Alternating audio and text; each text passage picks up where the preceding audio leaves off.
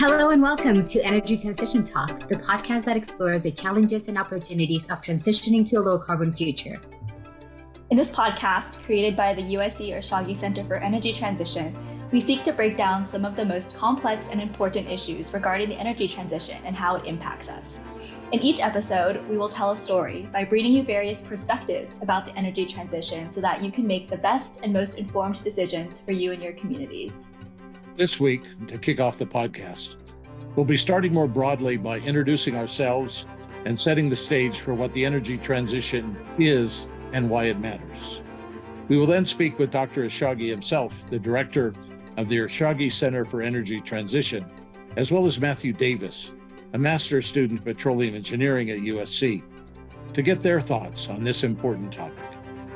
We would love it if you would subscribe to our podcast so you automatically get access to all our new episodes. You can find us on YouTube, Spotify, Apple, or wherever you get your podcasts. So without further ado, here's the episode. So my name is Justine. I'm currently a law student at USC. I would say I've always been interested in environmental issues to some degree. I grew up in Southern California and have distinct memories of drought warnings and school being canceled due to wildfire smoke. My family has always been pretty mindful of our environmental footprint. We had composting in our house growing up, avoided using the clothes dryer and the AC as much as possible. We also did a lot of hiking and camping, which has become some of my favorite childhood memories. So I would say that my upbringing definitely influenced my early appreciation for the environment and the need to preserve our very limited natural resources. Thank you, Justine. I'm Paulina. I am a doctoral candidate at USC Annenberg.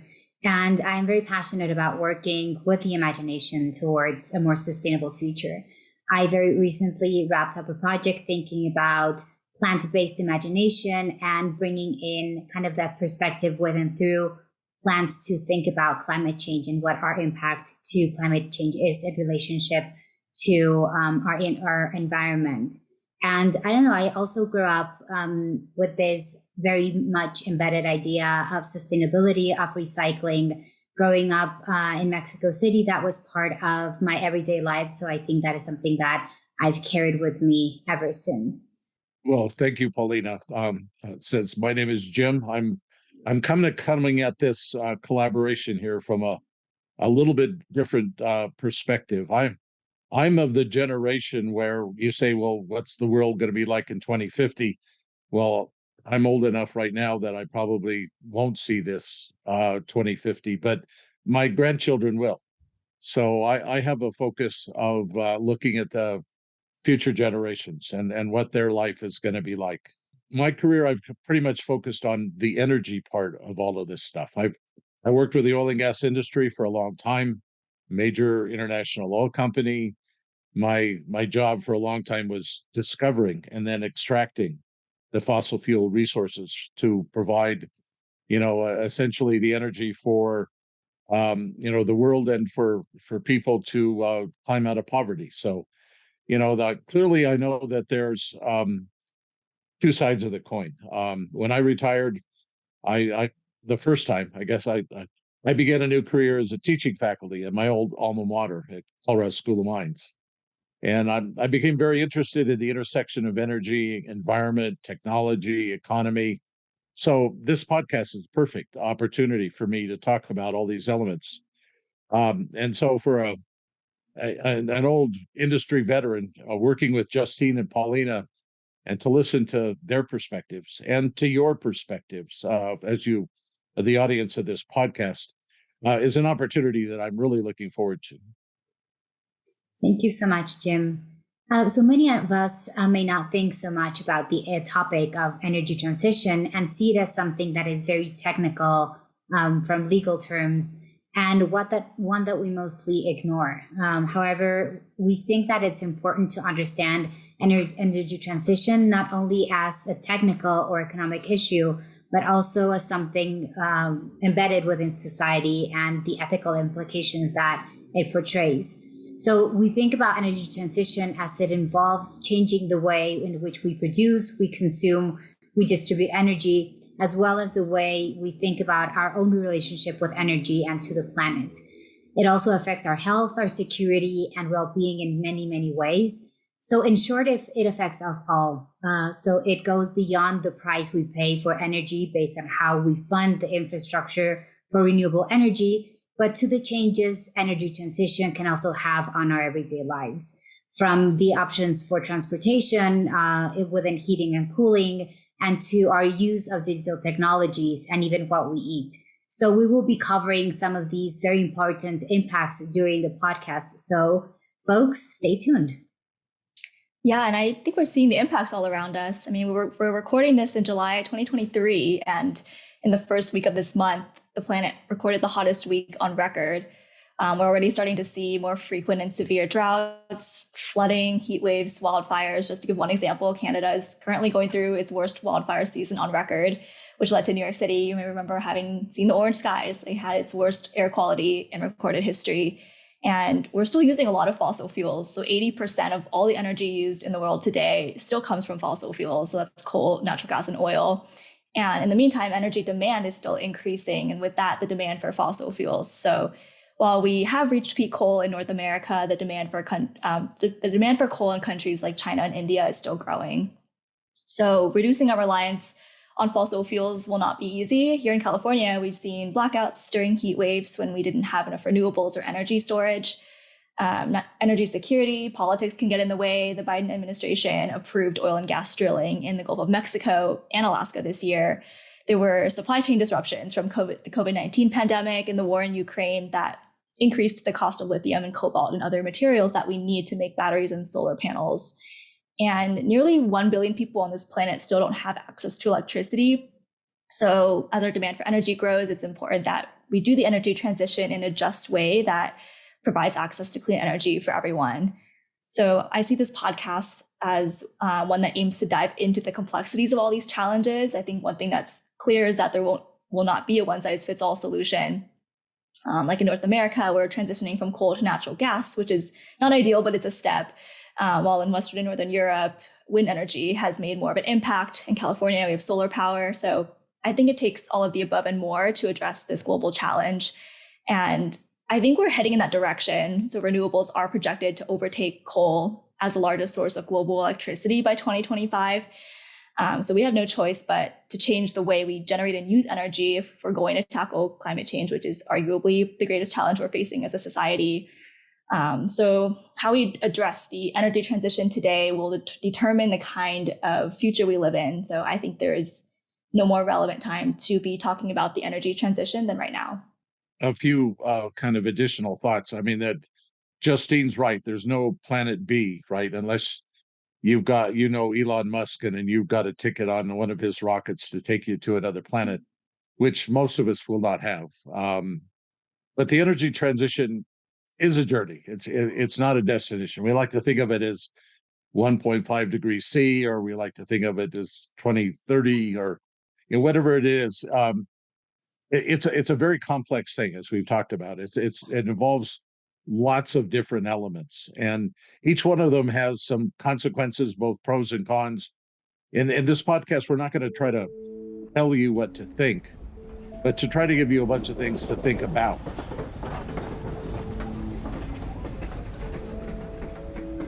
Our goal for this podcast is really to create an informative and relevant content helping the average person, particularly focused on California, to understand some of the complex issues regarding energy transition.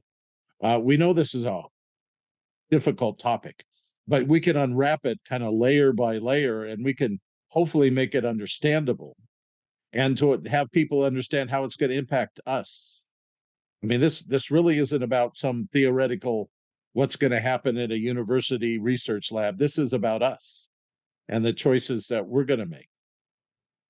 The energy and energy policy can be technical and complex, but our aim is to really break it down in a way that makes sense to non-technical folks, in a way that's objective as possible. Again, you're not going to get the answer from these podcasts. You may get a whole bunch of questions that, in thinking about those, we'll come up with, kind of a better kind of an approach as we go. So it's really to lead you to the data and enable you to make your own decisions about these topics. because, overall, we're each consumers of energy. We're each voters on the policies and laws that come up in our legislature.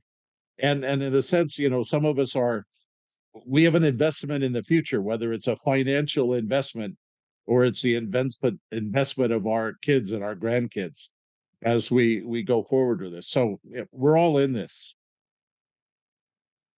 Yep. And just to preview kind of where we're headed with this podcast, in each episode, we're going to be seeking to tell a story with the facts. So we'll be interviewing an expert, as well as various guests, showcasing testimonies from different perspectives on how different people think about the energy transition and how it is affecting them. And we'll try to kind of conclude with some key takeaways. Some issues that relating to the energy transition that we're going to be talking about include the power grid and the need for infrastructure and storage to connect renewable energy to the grid. We'll be talking about electric vehicles, the cost of going green, geopolitics, including critical materials in the supply chain, energy regulations, policies, what it takes to reach net zero, and we'll end with what the future will look like and how we can be best prepared to face our rapidly changing future. But before we get there, in this first episode, we will try to answer a broader fundamental question, which is, what does the energy transition mean? So we will discuss what the energy transition is, why it matters, and how it affects our lives and our choices. We will hear from an expert guest, Dr. Ershaghi, the director of the Ershaghi Center for Energy Transition Research Center at USC. Dr. Ershaghi will share his insights and expertise on energy transition and its implications for our future and the society as a whole. Then we will hear from a different perspective on energy transition, from Mathew Davis's perspective, experiences, and opinions on this topic. Finally, we will conclude and draw some connections and implications from ourselves, and as answering to an overall question of what does the energy transition mean to me? Because in that sense, it is really up to us. It's up to you and me. So as this podcast series is sponsored by USC's Ershaghi Center for Energy Transition, or E-CET, we are super excited to kick off the podcast with our guest, Dr. Ershaghi, who is the director of E-CET, as well as the Omar B. Milligan Professor and Director of the Petroleum Engineering Program here at USC. He also serves as the Executive Director of the Center for Interactive Smart Oilfield Technologies, or CISOFT. His research areas include low carbon engineering, greenhouse gas monitoring, and smart oilfield technologies, among many other topics. He has worked for the California State Lands Commission, the U.S. Department of Justice, the U.S. Department of Interior, and Chemical Research Laboratories, to name just a few. He has a PhD and master's degree in petroleum engineering from USC, as well as a bachelor's from the University of Tehran. He has received numerous awards and honors from various organizations, including recently the 2018 Orange County Engineering Council James E. Ballinger Engineer of the Year Award. All to say that Dr. Ershaghi is one of the leading energy experts on energy transition in the world. So welcome to the podcast, Dr. Ershaghi. We're really excited to have you here. Thank you. So just to start off, can you give us a sense of why you established the Ershaghi Center on Energy Transition in 2022? What does E-CET do? What is its mission? What was your vision for energy transition at USC and beyond? Actually, the center was established by one of my former students, Gary Buntman, and his wife, and they wanted to establish a center of focus activities related to various forms of energy and also the contribution that our faculty can make toward energy transition. So it was actually established in March of 2022. And since that time, we have been successful in engaging a number of faculty from different departments to actually focus on issues related to energy transition matters. Thank you so much, Dr. Ershaghi. We've heard a lot about energy transition, and we would like to ask you, for our general public, if you could define energy transition and why it is so important to be having conversations about energy transition right now. You know, energy transition has been going on for the last 200-300 years. we have, changed from the biomass to coal, and from coal to oil and gas, from oil and gas to geothermal, and we have had nuclear power. Now we have solar and wind. So it continuously we are looking for sources of energy that would be affordable and that would be safe and that can contribute to the total picture in terms of consumption and in terms of energy security for the US and, of course, for the world. So it is not something that started this year or last year. It has been going on for a long time. What makes it different is that they attribute the use of a fossil fuel to an increase in the carbon dioxide in the atmosphere. And so the focus is to come up with methodologies that would actually reduce the carbon content of the atmosphere.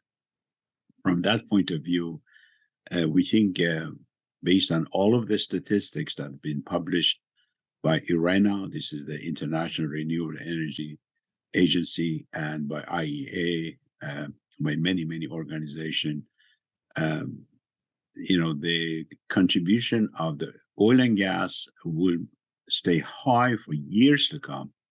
But of course, we have to develop methodologies that will, result into low carbon engineering. And from that point of view, you can see that the research and development has really been mostly on what can we do to produce oil and gas and make the transportation low carbon and make the factory operations low carbon and operate the other aspects related to the energy production low carbon. That is the challenge that we are facing, and that's the challenge we are working on. And when we're thinking about climate change, there is this understanding that the U.S. is a very important actor in changing these narratives. So we understand that this is not just a U.S. problem, but a global problem. So how does energy transition affect regions or sectors of the world differently? I think you have a point over here, and that is if you look at the total energy consumption of the world, there is an increasing trend in the use of energy or in the need for energy in many of the Asian countries, including India and China. And so the number of cars, the transportation demand, the power generation, and all of that is really increasing in other countries. So it is a global problem. It is not just a US problem. And we all share the same planet and the same atmosphere. And it really doesn't matter who releases carbon dioxide into the atmosphere. It is going to affect the concentration. So obviously, since US has been the birthplace of many ideas and many technologies, we think some of the technologies we develop in the US would be beneficial, of course, to the US population, and it could actually make a contribution to other countries. So we are ahead of the game in terms of the technologies we are developing, but the source of the problem really seems to be the evolving countries that they have increasing demand for energy, and they're using sources of fuel that are not necessarily compatible with lowering the carbon dioxide. For instance, in countries such as India and China with a large population, they still use coal. And among the fossil fuel, coal seems to be the one that actually generates the most amount of CO2, carbon dioxide. And so what can we do?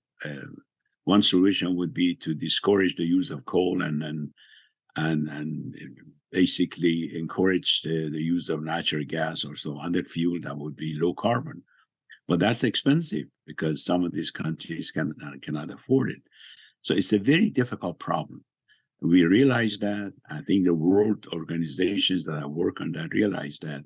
I think the solution seems to be that while the contribution from renewables such as solar and wind, and perhaps even nuclear could get us to a point that we can actually count on them.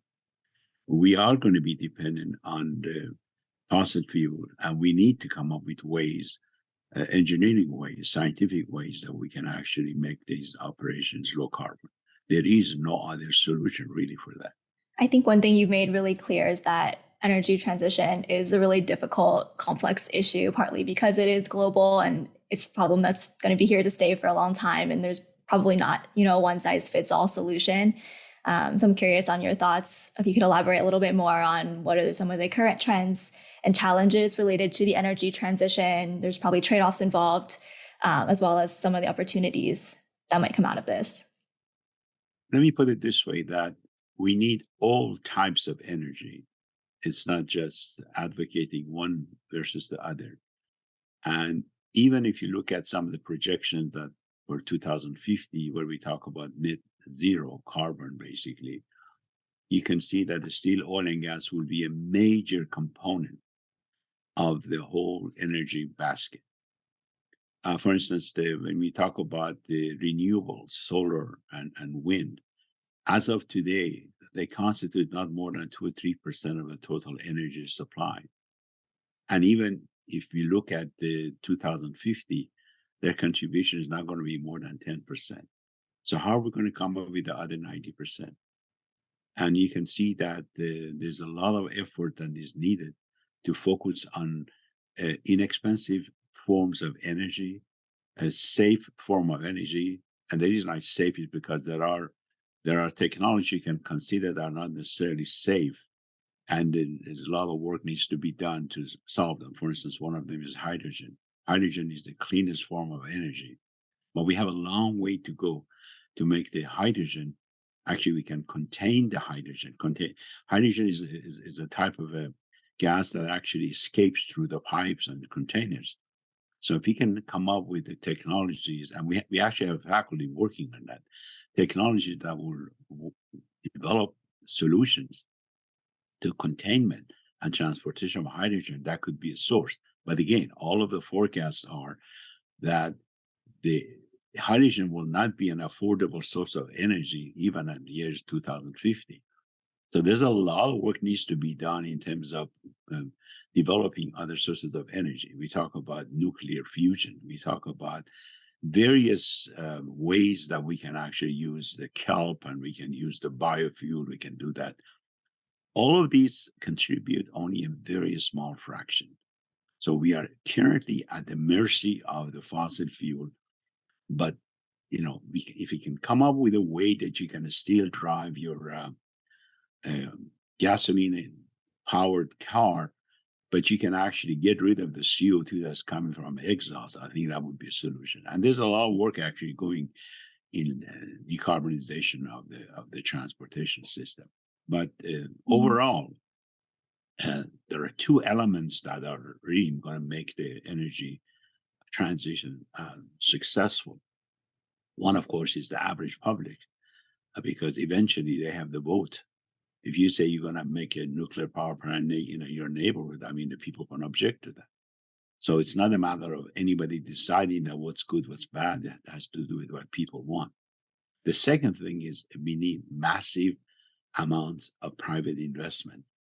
Now, why is it that people are not investing in hydrogen? Why is it that people are not investing in other sources? Because from the investment point of view, the return is not attractive. So people go where the return on investment is not attractive. So we have to make these things through all kinds of subsidies, or all kinds of government grants, make them interesting for a while so at least people can join in. Now, IRENA has predicted that, IRENA is that International Renewable Agency, predicted that based on their calculation, you need about 133 trillion with a T, dollars investment to make us to 2050 in order to create technologies. But that money is not there. That money either has to come from the government, has to come from a private investor.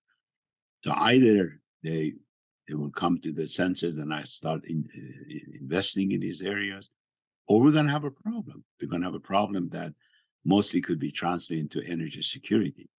Energy security that when the wind is not blowing and the sun is not shining, you still need to heat yourself up, or you've seen the temperatures rising in different parts of the world and you still need cooling. So what are you going to do? And also experience has shown that, in spite of the resolutions that have come up with different COP meetings, for instance, we shall do that, we shall do that. When the emergency arises, people forget about that. I think the good example is Germany. Germany is an architect of the language that says, we're not going to do this, we're not going to use this kind of fuel. But, when the invasion of Ukraine happened, well, they start using coal power plants. So essentially says that when there's an emergency and when there's a need, when there's energy security, people forget about these things here.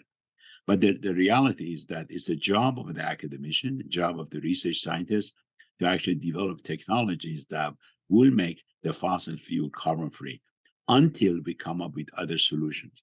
What I'm saying is that it will take a long time to make these technologies attractive from the investment point of view, and operational that would be something beneficial to the mankind from that point of view.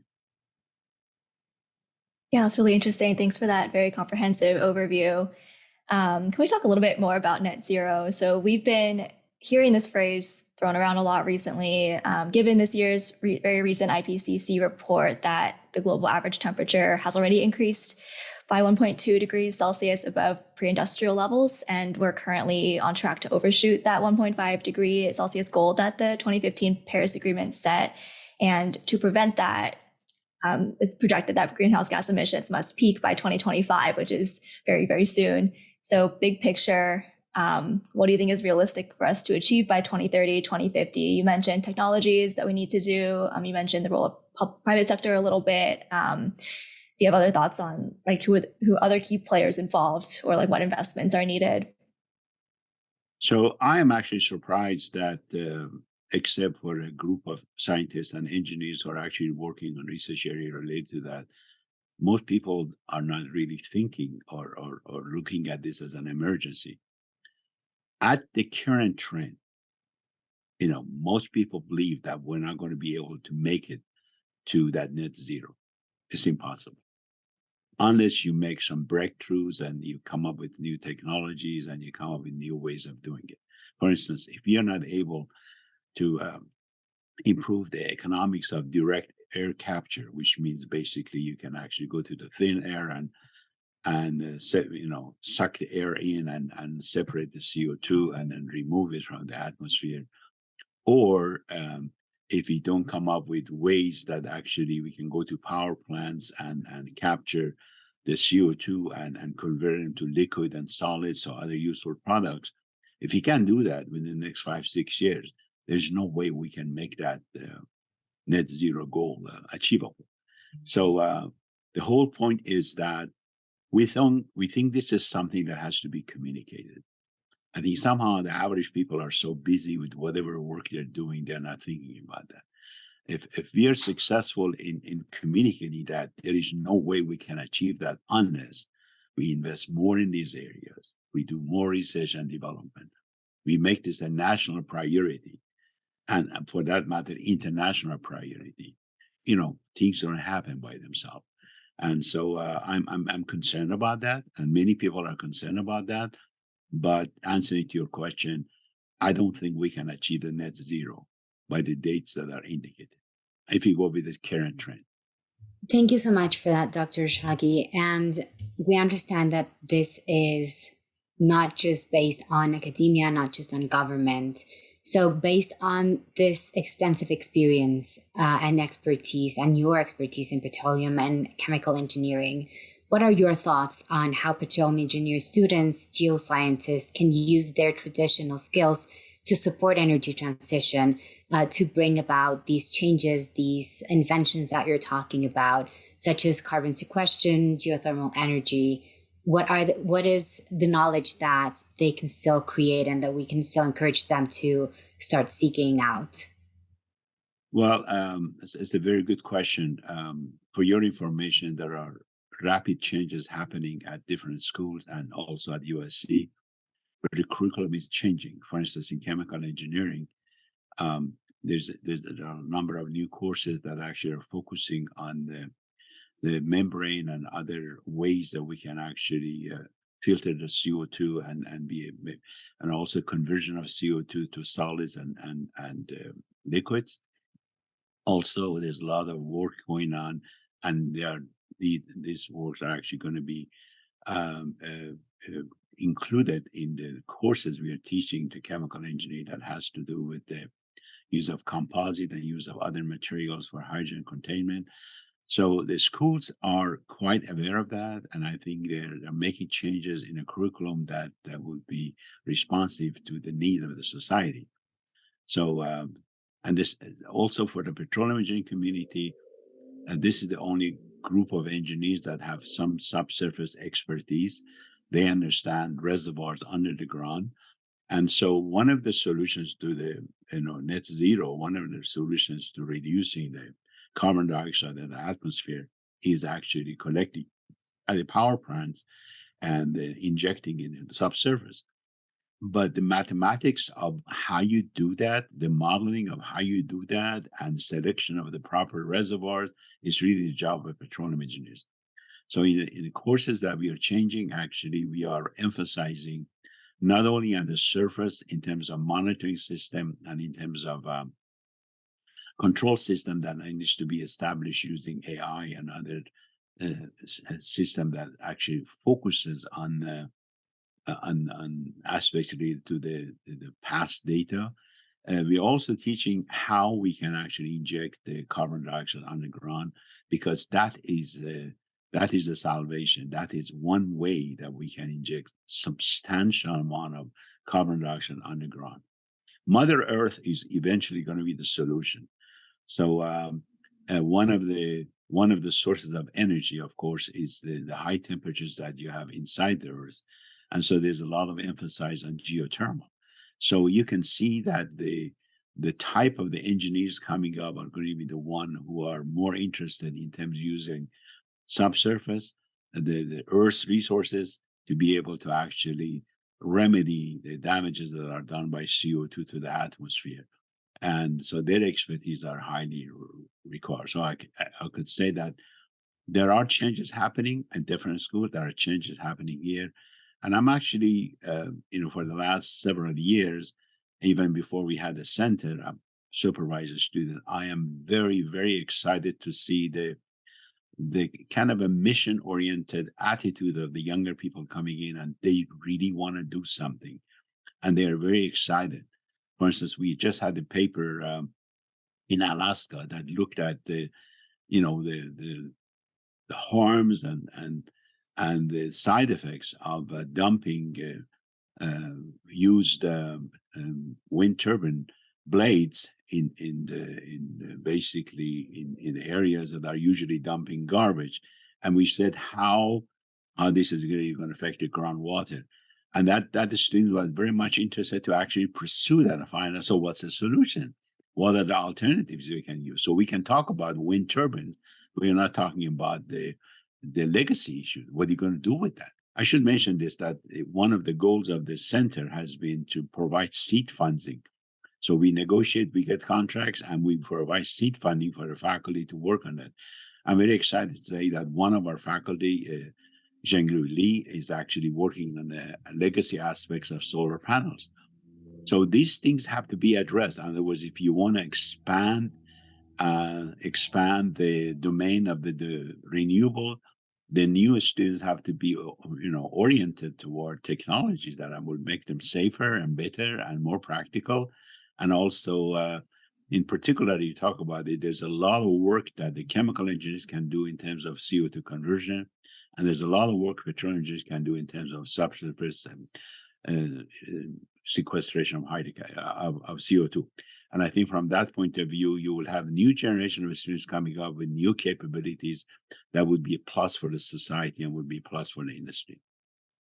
And thinking of students, thinking of faculty also as community members. So, how do you think that communities can benefit from renewable energy projects, and how can they be invited to participate in the energy transition process? Because, as we've mentioned, this podcast is also for the community and to be engaging with wider audiences. I think there's a lot of waste taking place in the society um, because of the cost of the energy. So we never think about that because energy is available at a reasonable price. But the contribution that the average public can make until we come up with solutions to get rid of CO2 and decarbonize the operations, it would be to cut down on the consumption, to cut down on waste.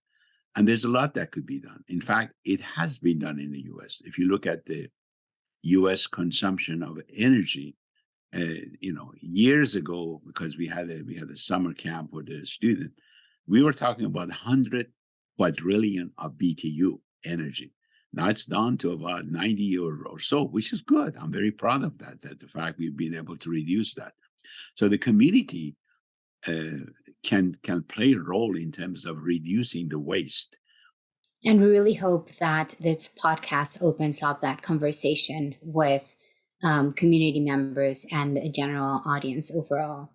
Is there anything that we didn't cover in this interview that you feel would be important to incorporate?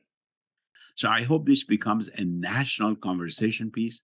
I hope this becomes something of important to the government, to the private investors, that to realize the opportunities and to realize that for the safety of the people living on this planet, something has to be done, and it has to be done rapidly. And that's my hope. Yeah, well, we couldn't agree more. Thank you so much, Dr. Ershaghi, for sharing your valuable insights and expertise with us. We really enjoyed having this conversation with you, and want to thank you for sponsoring this podcast and getting it off the ground. And we really appreciate your time. Thank you. The general format of our episodes is going to be an initial segment from an expert perspective. And we've just listened to Dr. Ershaghi giving us a brief introduction to the Center for Energy Transition. Our second segment, we want to segue into a student perspective on a related topic. And today we've got Matt Davis, a master's student from petroleum engineering at USC, to give us that point of view. So let's hear what Matt has to say. Hi, everyone. My name is Matt Davis. Currently finishing up my master's in petroleum engineering here at USC. I'll be done in August. And for that, I worked 2 years with a small consulting firm. And my bachelor's degree is in geology from California Polytechnic University. Well, thanks. I think your background and particularly your career ahead of you is a really important question with regard to this. So, but the whole topic about energy transition means a lot of things, a lot of different things to a lot of people. Just to start out with that question, when someone uses the phrase energy transition, what does that mean to you? Yeah, to me, the fundamental question is what type of commodities are we going to be using, and then the amount of those commodities. So we're seeing a big shift right now from big oil to big mining, especially with the push for electric vehicles. The material has to come from somewhere. You're seeing a big push for solar panels and wind turbines, but again, the material has to come from somewhere. So again, the types of commodities and the relative amounts, to me, represents the energy transition. Well, there's a lot of energy and I guess enthusiasm in the press about renewable energies, and you already talked about solar and wind. Do you think this is going to be the end of the oil and gas industry? No, I mean, you look at the Tesla, there's a few 100 pounds of plastics that goes into the Tesla itself. Those plastics have to come from hydrocarbons, unless we find an alternate. Right now, we don't have that that's economically feasible. No, it's going to be a long transition. I mean, oil demand is still rising globally. Even if we do hit peak oil, and when we do, there's going to be a long transition for that use. It could be decades, it could be a few hundred years. Well, if the oil and gas industry is going to stay around for the long period, what kind of changes do you think it's going to have to make in order to kind of live within this energy transition sort of world? Yeah, the cleanest molecule is going to win out. So you talk about carbon credits, you talk about fugitive gas emissions from pipelines. Flaring is a big deal. I think flaring will be the most important obstacle to overcome, where you have essentially natural gas seeping from stranded oil and gas assets. That gas cannot be used, cannot make its way to a market. And they have to burn that natural gas. I think the cleanest molecule is going to be the primary question. I think that's a really good way of putting it, the cleaner molecule. I think the industry always also talks about the concept of keep the molecule in the pipeline, right? So that they can get to market and sell it and not escape and contribute to environmental sort of damages. But I guess in here, you're getting your graduate degree before you just kind of jump out into the industry. What sort of skill sets are you looking for to help you prepare for this? You know, maybe some of the demands will be the same, and maybe some of the demands will be new and different for a future energy professional. So talk about some of the skills that you are developing, you are focusing on, and maybe you want to get before you get thrown out there into the industrial world. Yeah, I would say reservoir simulation is going to be still key, because whether you're doing carbon sequestration, maybe eventually we'll have hydrogen storage, who knows? And then older oil and gas assets that are being converted to water floods. Or, I mean, the main thing going on in the oil and gas space right now is unconventionals. So unconventional simulation. I think reservoir simulation is still going to be one of the key skills that USC offers. That's going to continue with my entire career. And then there's going to be some other narratives that special discussions that are needed. So LNG is a really big deal right now, not just from a commodity standpoint, but from a geopolitical standpoint. You look at the situation in Europe, where they had enough natural gas storage this past winter, but will they have enough natural gas this coming winter with what's going on in Ukraine? I would also think geothermal's another important topic. Here in California, we're blessed with abundant geothermal resources. It makes us unique from a lot of other parts of the US. So that's another skill set that USC could offer. One aspect of, and maybe as a petroleum engineer in reservoir, you're already kind of skilled in this, but the whole idea of digital literacy, of we're going to have lots of data, we're going to have lots of compute power, we've got artificial intelligence and machine learning. What's the role of petroleum engineer when it comes to all of that data? Yeah, essentially garbage in, garbage out. I mean, you're dealing with, especially in the oil field, huge amounts of data with pressure, temperature, production rates for oil and gas, water. We're talking about a very capital intensive industry. So there's certain trends that all that data, when sorted together, you might find meaningful trends that you wouldn't otherwise see just looking through one spreadsheet to another, one Excel sheet to another. Well, I've taught it at university, and I kind of had the phrase here that big data is broken Excel for good, and we're going to have some other tools now to be able to tackle all of this. And my last question here, with regard to all of this stuff, so as I kind of said before, some people think it's the end of the oil and gas industry, and I think we got your answer, and it was a very good one. But it kind of goes with that I almost think that the skills that a petroleum engineer has to have, the simulation that you talked about, the modeling, the understanding of the reservoir, whether we're taking fossil fuels out or we're putting carbon dioxide back in, that petroleum engineering, rather than a lost art, is a critical expertise needed for the next energy transition. Would you agree or not agree with that? No, I would absolutely agree with that. We're taking fundamentals from chemical engineering, mechanical engineering, geology, combining them. And this is, again, one of the most important aspects of society, energy. And that's what the petroleum engineer is meant to address, is how are we going to provide affordable clean energy to the world?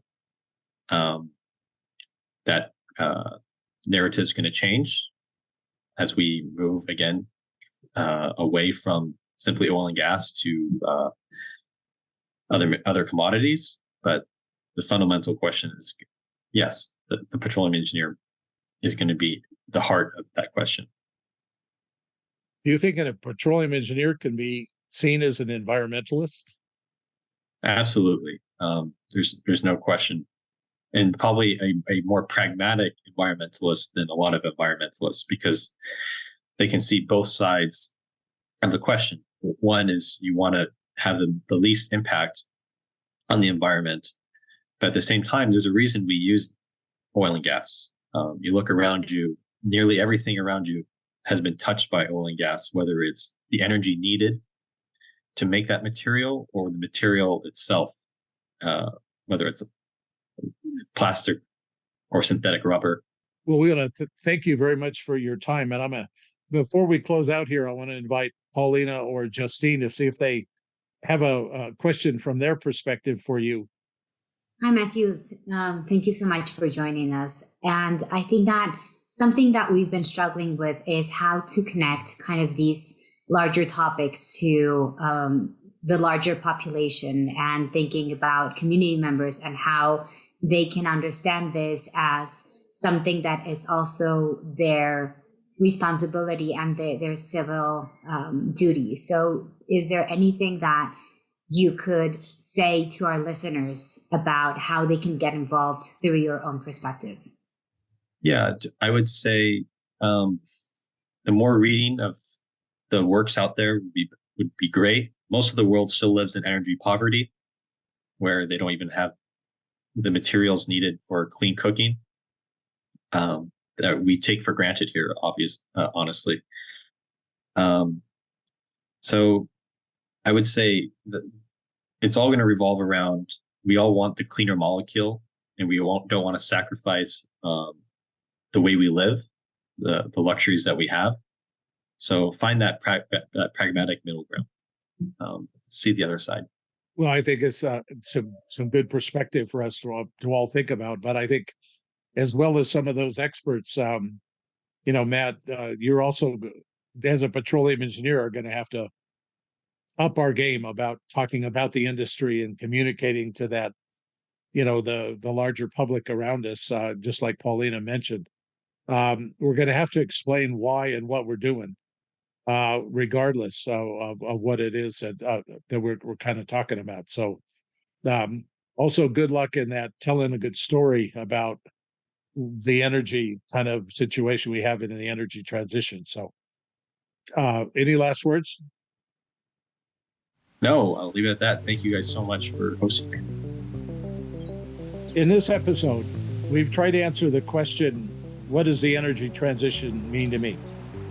And we've started out with a really broad overview, an insightful overview from Dr. Ershaghi in this kind of the Center for Energy Transition that we have here at USC.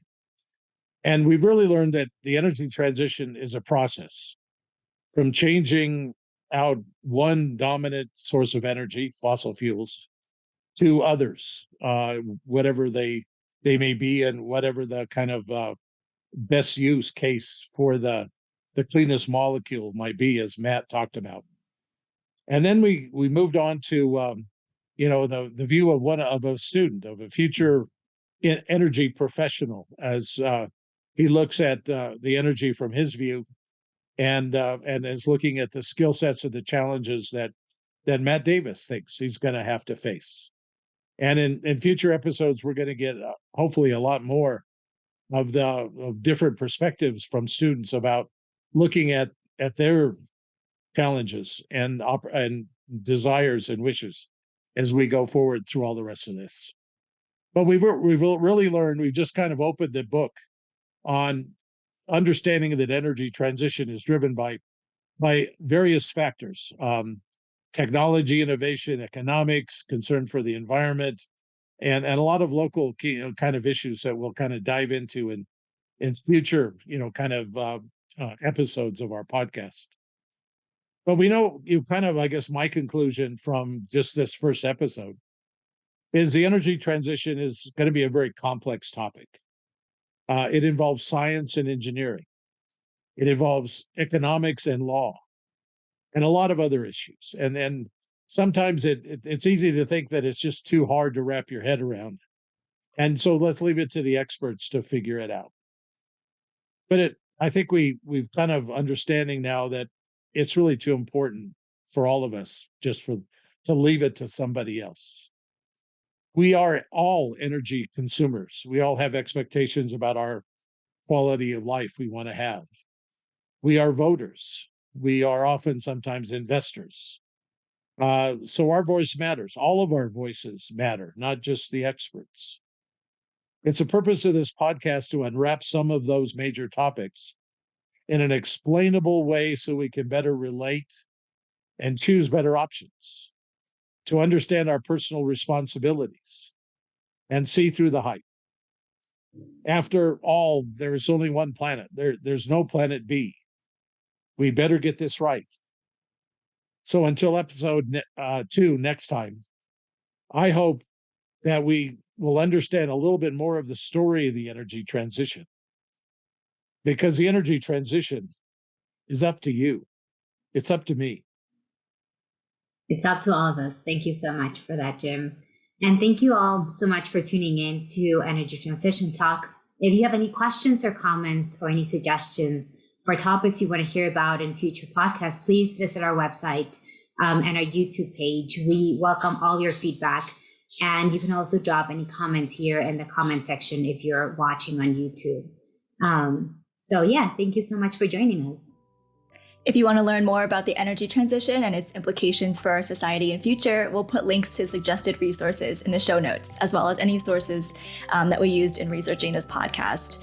We would like to thank the USC Ershaghi Center for Energy Transition, which aims to develop innovations in energy technologies and foster the transition to a low-carbon future, for sponsoring this podcast. We also want to thank Abby, our technical guru, and Professor Ershaghi for their important contributions to our podcast. I'm Justine. I'm Jim. And I'm Paulina, signing off from Energy Transition Talk. Till next time.